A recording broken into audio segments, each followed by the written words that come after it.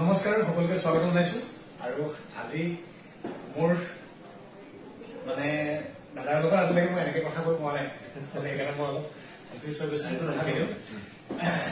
মোৰ আটাইতকৈ শ্ৰদ্ধাৰ আৰু মোৰ প্ৰিয় দাদা আৰু দাদাৰ লগত মই 2 বছৰমান আছিলো আৰু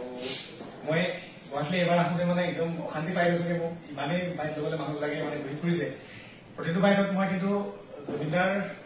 আগত মই দাদাৰ লগত কৈ দিছো কাৰণ ফাৰ্ষ্ট টাইম মানুহজন কিন্তু দাদা আছিলে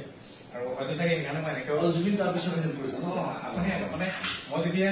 মানে জনাই দিছো মই সকলোকে এটা কথা মই যেতিয়া ঘৰত আছিলো তেতিয়া মোৰ মানে হুইলচেয়াৰত থাকো তেতিয়া মই 3 মাহৰ পাছত মোক ডক্টৰে মাতিছিলে যে মই চেকআপত যাব লাগে আৰু চেকআপত যাবলৈ মোৰ লগত তেতিয়া পইচা নাছিলে আৰু দাদাই মোক আমাৰ ঘৰলৈ গৈ মোৰ হাতত পইচা দি আহিছিলে আৰু দাদাই লগতে কথা দি আহিছিলে যে তই এইটো ল আৰু তই চেকআপত অতি সোনকালে যা গুৱাহাটীত গৈ যদি কিবা প্ৰব্লেম হয় তই মোক কল কৰিবি তেনেকে আশ্বাস মোক বহুতে দিছিল কল তাৰপিছত কোনো ৰিচিভ নকৰে আৰু দাদা এনেকুৱা এজন মানুহ মই গুৱাহাটীত আহি আকৌ ফোন কৰিছিলো লগত দাদা পুৰা এনেকুৱা এজন আছে দাদাই কৈছে তই ক'ত আছ ক লোকেশ্যনতে মই গৈ আছো দাদাই গাড়ী চলাই আহি মোৰ হাতত আকৌ পইচা দি গৈছিল চ' সেইজন হ'ল দাদা আৰু দাদাক মই বহুত বেছি ৰেচপেক্ট কৰোঁ সন্মান কৰোঁ সদায় যেতিয়া ফোন কৰোঁ দাদাই এনেকৈ কেতিয়াবা মাজে মাজে কথা পাতোঁ খালি মোৰ সপোন থাকি গ'ল আৰু জীৱনটোত দাদাৰ লগত কাম কৰা মোৰ বহুত বেছি সপোন কেতিয়াবা যদি মই দাদা আপোনাৰ লগত এনেকেও ল'ব পাৰোঁ মোক জুবিনদাৰ কৈছিলে মানে তেওঁ মোক ক'লে তই কি ল'ৰা আছিলি তই চোলাটো খুলছো চোলাটো চোলাটো ঠিক আছে না তোক মই ঠিক কৰাৰ নিচিনা মানে ল'ব মই যেতিয়া আপোনাৰ কথা কৈছো এনেকে আছিলে মোৰ মানে মনত পৰে ধেমাজি গেষ্ট হাউচটো যেতিয়া মই আছো মই ওপৰত ফাৰ্ষ্ট ফ্ল'ৰত সি আহি পাইছে মানে মই কৈ দিছো বিচাৰিছো কেলে মোক আগতে কৈছো কিন্তু মই চক্ৰপাণী পৰাশৰৰ বাৰ্তালাপত এই কথাটো কৈছিলো ধেমাজিত দাদাৰ শ্ব' আছিলে ধেমাজিত দাদাৰ শ্ব' আছিলে আৰু দাদা আছে গেষ্ট হাউচত লিফ্ট নাই দাদা আছে 3rd ফ্ল'ৰত মই ফোন কৰিলো দাদা মই গৈ আছো মইতো গ্ৰাউণ্ড ফ্ল'ৰ পালোগৈ দাদাই ক'ত আছো মই তলৰ আছো দাদা মই এতিয়া যাব লাগিব তলৰ মই গৈছিলো মোক গ'লো মোৰ লগত ভাইটি এটাক লৈ গৈছো দাদাই কৈছে এইডাল তই লৈছো আনি দাদাই মোক জাষ্ট উঠালে উঠাই পেলাই 3rd ফ্ল'ৰলৈকে লৈ গ'ল মই দাদা কি আজি মানে লেগ ৱৰ্কাৰটো মানে আছিলে হৈ গ'ল আৰু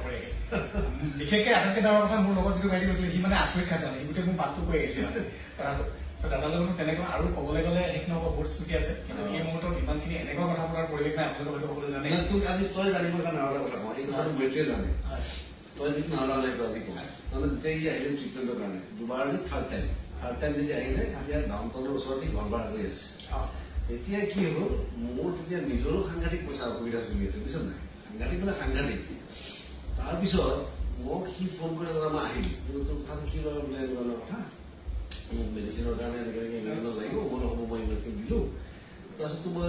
গুচি গ'লোঁ মোৰ ইফালে হাতত পইচা নাই মোৰ হাতত পইচা নাই মই ক'লোঁ মই বোলে কি কৰোঁ মই লগৰ এটাক ক'লোঁ মোৰ পইচা ধাৰ দিছোঁ মোক ঠিক ক'ভিডৰ ঠিক পিছতেই নেকি ঠিক পিছতে তেতিয়া মানে সাংঘাতিক পইচা দিগদাৰি হৈছে মই বিজনেছত পইচা লগালোঁ বিজনেছ ডুবি গ'ল কিবা হ'ল মই বেলেগ এটা পইচা ধাৰ লৈছোঁ মই নিজক লাগে মোৰ লগৰ এটা তাৰপৰা সি মোক ক'লে ফোন কৰি দাদা এনেকুৱা বৰষুণ হৈ গ'ল নহয় গোটেই বানপানী হৈ গ'ল মই যাব নোৱাৰোঁ 3 দিন বেছি থাকিবলগীয়া হ'ল এতিয়া মোৰ হাতত পইচা নাই মই আহি তাত সোমাই তাক মই ধাৰ অনা পইচাৰ পৰা আকৌ তাক পইচা দি আহিছোঁ আৰু মৈত্ৰীক হাঁহিছে বুজিছে নাই মই এতিয়া মৈত্ৰীক কৈছে যে আপুনি ইমানখিনি আনিম বুলি কৈছিলে মই বোলো ইমানটো নাই কাৰণ অলপ বেয়া দি আহিলোঁ হাঁহিছে কৈছে যে মই আচৰিত কিয় হোৱা নাই মই নিজে নাজানো কাৰণ আপুনি এইটো কাম কৰিব বুলি মই জানো দেই আচলতে আহিলেতো মই জানো দাদা যেতিয়া গৈছিলে ফোন কৰিছে দাদাই মোক তাত প্ৰডাকশ্যন দিছে আৰু তেতিয়া দাদাই কৈছে মানে এটা কথা কৈছে দাদাই মোক বহুত বেছি প্ৰব্লেম তয়ো চলিব লাগিব নহয় ময়ো চলিব লাগিব দাদাই এইটো কথা কৈছে মোক এনেকৈ দিছে অকণ হাঁহিছোঁ যদিও কৈছে দাদা মোক বহুত বেছি মৰমৰ আৰু শ্ৰদ্ধাৰ আৰু বেছি হেৰি নকৰোঁ খালি এটা কথা কম বৰ্তমান অসম পৰিস্থিতি যিটো চলি আছে আৰু মই এইকেইদিন কম দিনৰ কাৰণে গুৱাহাটীলৈ আহিছিলোঁ গতিকে মই এইকেইদিনত আকৌ যামগৈ গতিকে আজি মই দাদাক এবাৰ লগ কৰিবলৈ হেঁপাহ এটা আছিলে লাষ্ট 1 বছৰ মানে হৈ গ'ল লগ পোৱা যোৱা বছৰে লগ পালোঁ তাৰপিছত লগেই পোৱা নাই তাৰপৰা এতিয়া লগ কৰিবলৈ আহিলোঁ সেইটো মই একদম নিজকে ভাগ্যৱান দাদাকো লগ পালোঁ দাদা কি ক'ব এতিয়া বৰ্তমান পৰিস্থিতিৰ ওপৰত বৰ্তমান ক'বলগীয়া একো নাই মই অসমবাসী ৰাইজক এটা কথাই ক'ব লাগিছোঁ আমাৰ জীৱনবোৰ যি জীৱন জীয়াই আছে নিজৰ নিজৰ ভাগ্য লৈহে আমি চলাই থাকিম আমাৰ কি আছে কি নাই কি আহিব কি যাব এইবিলাক কোনো ক'ব নোৱাৰে আপোনালোকে ঈশ্বৰে জানে এটা কথা জানো জুবিন গ'ল জুবিনৰ কাৰণে যিটো আমি ন্যায়ৰ কাৰণে যিটো আমি যুঁজি আছোঁ এই যুঁজটো আমাৰ কিন্তু একে জোৰত চলি থাকিব লাগিব গতিকে ন্যায় প্ৰক্ৰিয়াই কেতিয়া ন্যায় দিব হ'লে বাদ দিয়ক কিন্তু প্ৰথম আমাৰ যিটো ডিমাণ্ড সেই ডিমাণ্ডকেইটা লক্ষ্য ৰাখক SITও ৰাখক চৰকাৰেও ৰাখক গতিকে আমাক লাগে যে তাত কি হৈছিল ঘটনাটো আমাক সম্পূৰ্ণৰূপে এই ঘটনাটো লাগে প্ৰথম কিন্তু আমাৰ প্ৰথম তাৰ পিছতহে আমি মেণ্টেলি ডিচাইড কৰিব পাৰিম যে কি হৈছিল তাৰ কাৰণে কাক কেনেকুৱা শাস্তি দিব লাগে আমি কম আমাৰ মতে নহয় মই জানো ন্যায় আদালতেই কৰি দিব কিন্তু আমি অন্তত মনৰ কথা ক'ব পাৰিম আজি আমাৰ যিখিনি মানুহ যিটো কষ্টত আছো মানুহ সেই কষ্টটো আমি প্ৰকাশ এটা কৰাৰ উপায় এটা পাম যে আমাক প্ৰথম লাগে যে হৈছে কি তাত হয় আসলে এইখিনিতে এটা মানে আমিতো সাধাৰণ চিন্তাৰে যিটো বুজিছো দল সংগঠন কিংবা নেতা কিংবা পানী নেতাই হওক কাকো বিশ্বাস কৰিব নোৱাৰা হৈছে এনেকুৱা ধৰণৰ পৰিস্থিতি মানে এনেকুৱা লাগিছে যে চবেই ৰাজনীতি কৰি আছে নেকি উদ্দেশ্যলৈ যাৰ যাৰ মটিভ আছে সেই মটিভ থকা মানুহখিনিক একদম সুবিধা দিব নালাগে আজি মোকো এতিয়া যে মানুহে যে মোক যে বেয়াকে কৈছে সিহঁতৰ এক প্ৰফাইল এটা ব্লক বাৰু মই জানো কিন্তু কথা তেওঁলোকে যে মোক কৈছে যে মোৰ মৈত্ৰী মোৰ মেছেজ AJPত আছে তেওঁলোকে খালি এটা কথা নিজকে নিজে প্ৰশ্ন কৰোঁ যে ইয়াৰ পৰা মোৰ পলিটিকেল বেনিফিট কিবা হৈ আছে নেকি কাৰণ মই নন পলিটিকেল বুলি আৰামে নিজৰ পৰা কৈ আছো আৰু অলৰেডি কৈ দিছো যে মই জীৱনত কেতিয়াও ৰাজনীতি নকৰিম গতিকে এইবিলাক কথা বৰ সস্তীয়া কথা গতিকে ৰাজনীতি আচলতে মই কৰা নাই তেওঁলোকেহে কৰি আছে মই কিন্তু গছ সংৰক্ষণৰ কথাহে কৈ আছো আসলে মই এইখিনিতে কৈ দিওঁ বৰ্তমান সময়ত জুবিন দা গুচি গ'ল তেওঁক আৰু আমি যিমান কান্দি থাকিলেও নাপাওঁ আৰু আমাৰ অসমৰ গোটেই ৰাইজে নেক্সট দ্বিতীয়জন ব্যক্তি দাদাৰ ওপৰত বিশ্বাস কৰি আছে যে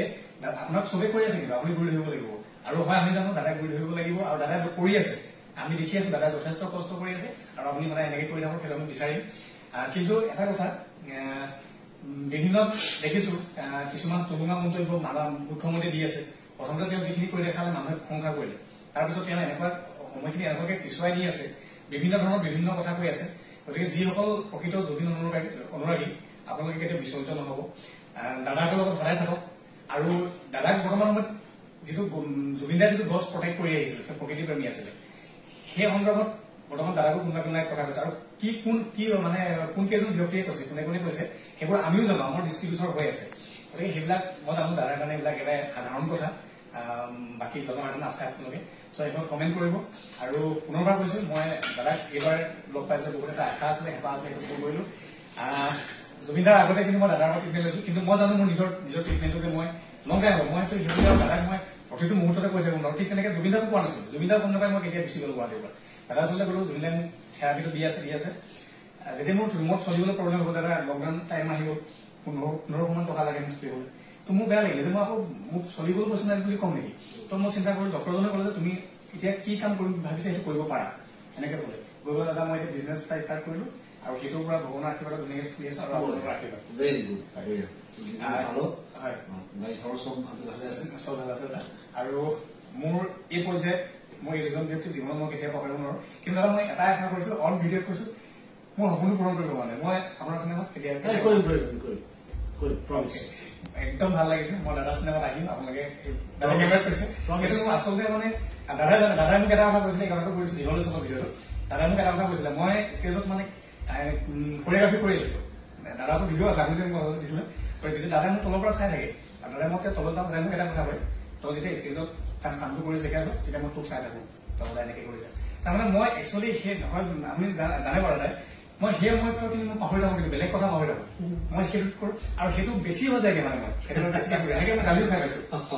দাদাৰ লগত 5% ৰিহাৰ্চেল কৰি আছো দাদা এইটো চাউণ্ড দিলে ভাল লাগিব এইটো এনেকে পাতি আছো দাদাক কৈ আছো যোনে কম্প'জ কৰিছে তেওঁ মানে ভাবিছে ইয়ে মিউজিক ডাইৰেক্টৰ নেকি মোক পাত্তাই দিয়া নাই তলৰ পৰা গালি পাৰিছে মানে যে সেইবোৰ কথা মানে সেইটো দাদাই বুজি পাইছে কিন্তু সেই ব্যক্তিজনে বুজি পোৱা নাই আচলতে কিন্তু মোক দাদাই বুজি পোৱাটোহে লাগে বেলেগে বুজি পোৱা নালাগে চ' ভিডিঅ'টো ইয়াতে সামৰিছো অকণমান কিছু কথা কলো দাদাৰ আৰু আচলতে সুবিধাই পোৱা নাছিল দাদাৰ লগত মই এনেকে আজিলৈকে কথা কৈয়ে পোৱা নাই দাদাও চাগে আজি প্ৰথম আচলতে আছে নেকি কেতিয়াবা এনেকুৱা হ'ল মই আজি দেখিছো হয় পুনৰবাৰ সকলোকে কথাখিনি জনালো আৰু শেষত এটাই কম জুবিন দা অমৰ ইতিমধ্যে আপোনালোকে স্বীকৃতি দিলে সেইটো বিশ্বত বিৰল তাক ক'বই নালাগে তাৰপিছত দাদা আমাৰ লগত আছে কবিতা তেওঁ আমি বিশ্বাস আছে দ্বিতীয়জন ব্যক্তি যি আমাৰ অসমখনক পুনৰ ধৰি ৰাখিব খামুচি বুলি আমি ভাবিছো চ' ভিডিঅ'টো মানে সামৰিছো সকলোকে ধন্যবাদ জনাইছো ভিডিঅ'টো চাব কেনে পালে জনাব জয় অসম জয় জুবিন দা জয় অসম